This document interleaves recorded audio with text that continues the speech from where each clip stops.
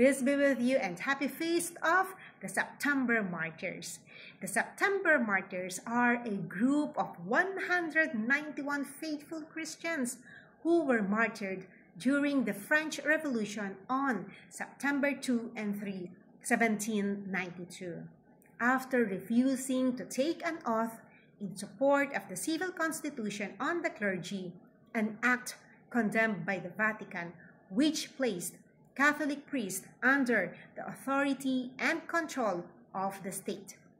These priests and religious brothers and sisters were imprisoned in a Carmelite convent and then massacred in the span of 2 days by the bloodthirsty revolutionary mobs. Grabe, ano po, sa loob lang ng 2 araw, itong 191 faithful Christians, minasakar silang lahat. Grabe po ang kanilang faithful sa Panginoon. The September Martyrs, please pray for us and pray for the world peace. May God bless you and your beautiful family. See you all soon.